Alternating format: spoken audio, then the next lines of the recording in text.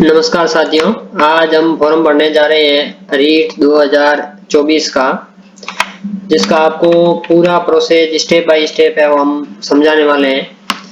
तो हमें सीधे आ जाना है गूगल पे और सर्च करना है BSER।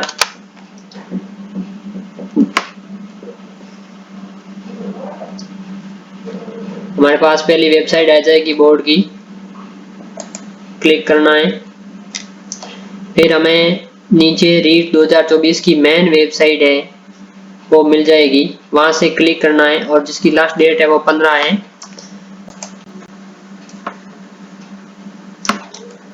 अब हमें सर्वप्रथम जनरेट चालान पे क्लिक करना है।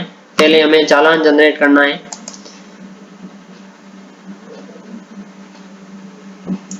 चालान जनरेट पे क्लिक करते ही अपने पास में इंस्ट्रक्शन आ जाएंगे टोटल चालान जनरेट करने से संबंधित।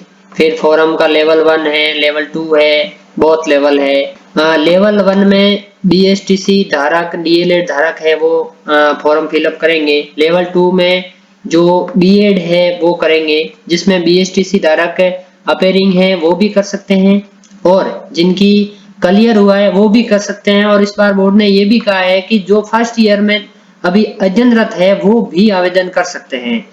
तो बोथ लेवल के अंदर यहाँ फिर आपके पास BSTC B.Ed है तो भी कर सकते हैं। यहाँ आपके पास में BA, अगर BSTC के साथ में BA है तो भी आप आवेदन कर सकते हैं। इसमें मुख्य शर्त ये रहेगी कि आपके BA और BSTC उसी वर्ष में दोनों रेगुलर नहीं होनी चाहिए। तो हम लेवल 1 का एक आवेदन कर रहे हैं, जिसमें सर्वप्रथम अभ्यर्थी का नाम लिखना है, पिताजी का नाम लिखना है,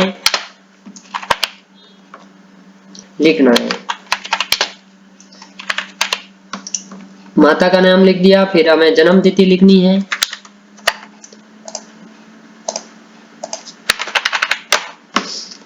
फिर हमें स्वयं अभ्यर्थी की ईमेल आईडी को दर्ज करना है। जो मोबाइल लेके आया उसके पास में मेल आईडी जरूर होगी, यहाँ आप देख लें स्वयं खोल करके। फिर उसका स्वयं का मोबाइल नंबर लिखना है। फिर कोई अल्टरनेट मोबाइल नंबर लिखना है।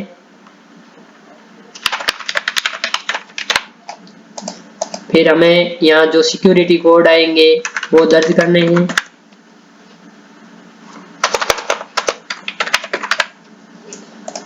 और फिर हमें मेथड लेना है, भुगतान की जो विधि है वो लेना है।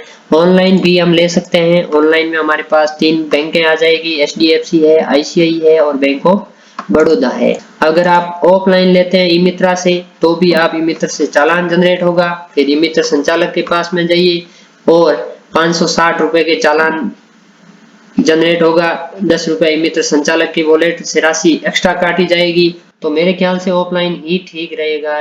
ई-मित्रा का चालान है वो ले लीजिए और उसको PDF है वो आप प्रिंट पे जाकर के सेव कर दीजिए। सेव करके ई-मित्र संचालक को बोलिए कि इसकी एक कॉपी भी हमें निकाल के।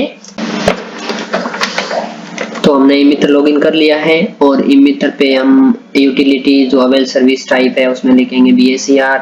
तो हमारे पास ऑटोमेटिकली नीट एग्जाम फीस 2024 आ जाएगा। फिर हमें सेलेक्ट करना है, चालान नंबर डायल करने और लेवल आईडी में अगर लेवल 1 का भर रहे हैं तो आप लेवल 1 भरें और लेवल 2 का भर रहे हैं तो यहाँ 2 लिखें और गेट डिटेल पे सबमिट कर दें। फिर आपके पास में चालान है वो शो हो जाएगा। बिल पे क्लिक करना है, स्टूडेंट का मोबाइल नंबर लिखना है। वैसे मैंडेटरी नहीं है लिखना, लिखते हो तो भी ठीक है, नहीं लिखते हो तो भी ठीक है। फिर आपको पे बाय वॉलेट करना है। आपका पेमेंट है वो सफलतापूर्वक 560 रुपए डेबिट हो जाएंगे। फिर आपको वापस रीट BSER की साइड पे जाना है और वहां से आपको, आप मान लो आपका ट्रांजैक्शन है वो पेंडिंग में गया है तो आप ई-मित्र जो वेरीफाई अपडेट जो पेमेंट स्टेटस ऑप्शन है यहाँ सेलेक्ट करके आप अपना चालान नंबर और जो ई-मित्र की ट्रांजैक्शन ID नंबर है, टोकन नंबर है वो यहाँ डाल करके आप देख सकते हैं। वैसे अमूमन ये देखने की जरूरत नहीं रहती है, अभी साइड है वो सही प्रॉपर रूप से चल रही है। फिर एप्लीकेशन फॉर्म पे सिलेक्ट करते हैं, लेवल 1 को क्लिक करते हैं, हमारा चालान नंबर दर्ज करते हैं, माँ का नाम लिखते हैं,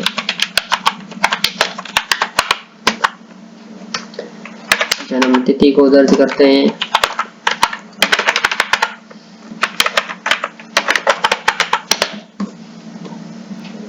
हमारे पास सारी डिटेल है वो शो हो गई है। मैरिड अनमैरिड की स्थिति में अगर आपके पास में विवाह पंजीयन बना हुआ है तो आप मैरिड ही लिखें। अगर फॉर्म भरने की तिथि से पहले आपके पास विवाह पंजीयन है, जारी हो चुका है, तो आप डाटा को आपको छुपाना नहीं है, अतः आप मैरिड लिखें। अगर नहीं है तो आप अनमैरिड लिखें।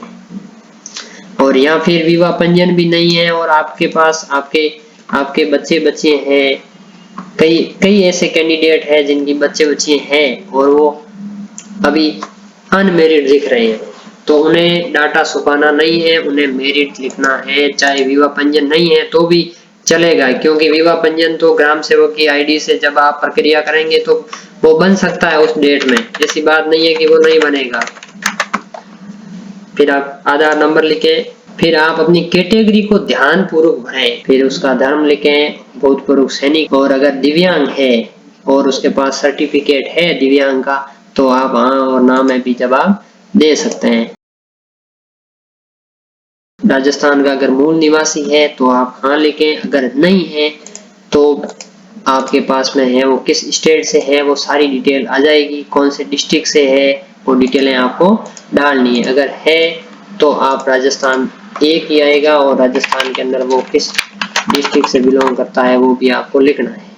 अभी जो नए जिले हुए हैं वो जिले भी यहाँ शो होने लग गए हैं। अपनी आइडेंटिटी मार्क के अंदर अगर आपके हाथ पे कट है या आपके मुंह पे किसी तिल का निशान है, कोई भी तरह का जो विजिबल होना चाहिए, दिखना चाहिए, जो भी वहां अपने को चेकिंग करेंगे उनको दिखना चाहिए, कहने का मतलब। तो आप वो जैसे फिर आपको अपनी एसएसओ आईडी लिखनी है, यहाँ गलती नहीं करनी है। ये विभाग ने पहली बार ऐसा किया है कि वो एसएसओ आईडी भी मांग रहे हैं, तो आपको अपनी एसएसओ आईडी वो सही थे, किसी प्रकार की आगे जाकर की समस्या नहीं हो।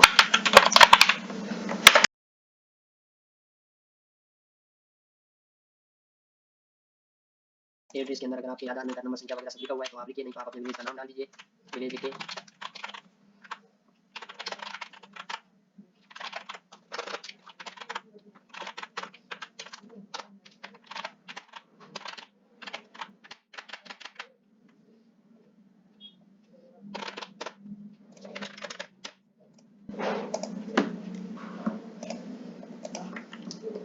फिर हमें परीक्षा के अंदर जिला वरीयता लेनी है, जिसमें नए जिले हैं वो शामिल है, काफी जिले हैं वो शामिल है।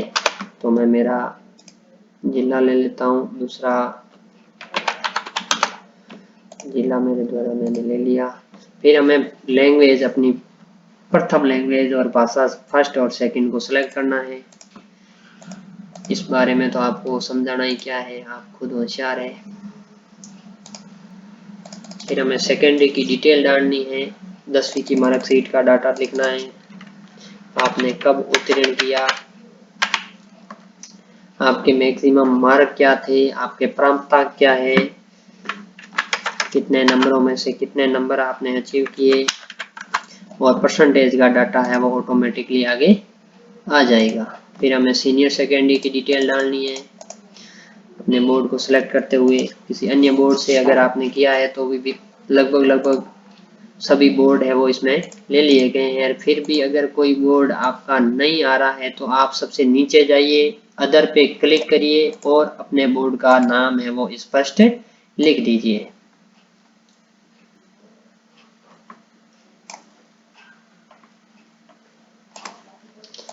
तो मैंने 12वीं की डाटा है वो लिख लिया है, पूर्णांक में से प्राप्तांक कितने हैं वो भी लिख लिए। फिर ग्रेजुएशन का डाटा आपको अगर आपके पास है तो आप लिख सकते हैं, बहुत लेवल से आपने अगर आवेदन कर रहे हो तो आप लिख सकते हैं ग्रेजुएशन का डाटा, पोस्ट ग्रेजुएशन का भी डाटा लिख सकते हैं, और अगर आपके पास नहीं है तो आप उन्हें छोड़ दीजिए। फिर आप बीएसटीसी DLED है तो वो भी आप लिख सकते हैं।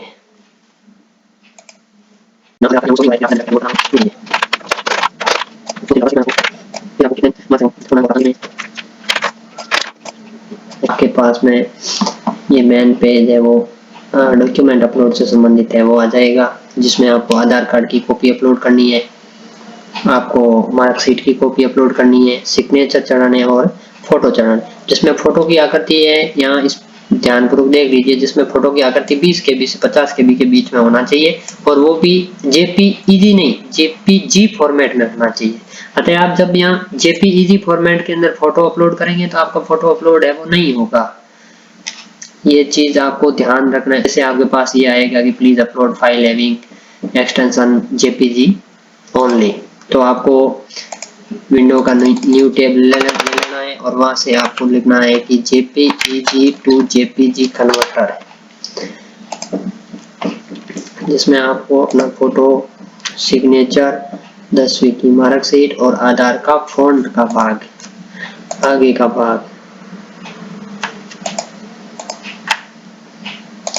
अगर आपके पास आधार कार्ड पुराना है और आपने उसके बाद में कहीं नया अपडेट करवा लिया गया है और वो आधार कार्ड आपका पोस्ट के थ्रू आपको अभी तक प्राप्त नहीं हुआ है, तो आप ऑनलाइन डाउनलोड करके उस आधार का फॉन्ट भाग है वो अपलोड करना है। आपको पुराना आधार कार्ड की कॉपी अपलोड नहीं करनी है, ये चीज भी आपको ध्यान रखनी है। तो मैंने मेरी चारों फाइल है वो JPG के अंदर कन्वर्ट कर दी है, तो मेरा सिग्नेचर है वो अपलोड हो जाएगा।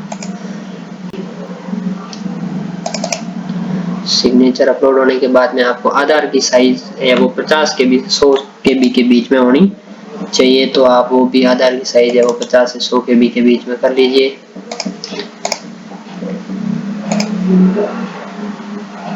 अगर आपके पास मोबाइल से आप फॉर्म भर रहे हैं तो आप इस चीज को पहले से ही कर लीजिए कि आप अक्सर मोबाइल में लिए जाने वाले फोटो है वो JPG होते हैं, JPEG, तो आपको JPG में पहले ही कन्वर्ट कर लीजिए ताकि आपको वापस टेप का डिलीट करना, वापस उसी टेप पे जाना फॉर्म फिल पे, ये चीजें नहीं करनी पड़ेगी। अगर आप सिस्टम से भर रहे हैं तो कोई इश्यू वाली बात नहीं है।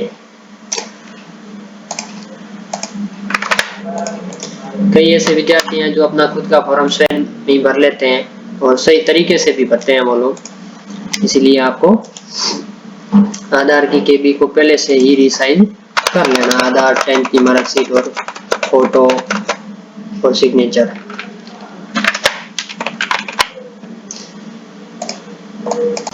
जो आप यहाँ देख लीजिएगा 20 से 50 KB के बीच में फोटो और सिग्नेचर होना चाहिए और 50 से 100 KB के बीच में ये आपके आधार कार्ड का फॉन्ट भाग और 10th की मार्कशीट का फॉन्ट भाग है वो होना चाहिए। तो डॉक्यूमेंट अपलोड की प्रक्रिया वो पूरी हो गई है। अब हमें घोषणा पत्र है ये जो आप पढ़ सकते हैं।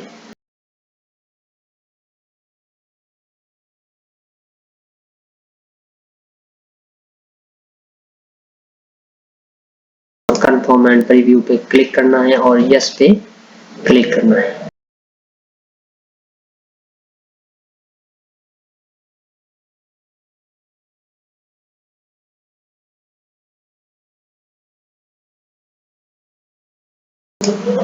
कुछ आपको गलत लग रहा है कि भाई मैंने पिताजी का नाम गलत भर दिया या माताजी का नाम गलत भर दिया या मेल फीमेल में डिफरेंट कर दिया या मैरिड अनमैरिड में कुछ कर दिया है, ये तो विशेषकर ये चीजें व्यक्तिगत डिटेल है वो आपको विशेष करके चेक कर लेनी है, यहाँ कोई गलती नहीं होनी चाहिए।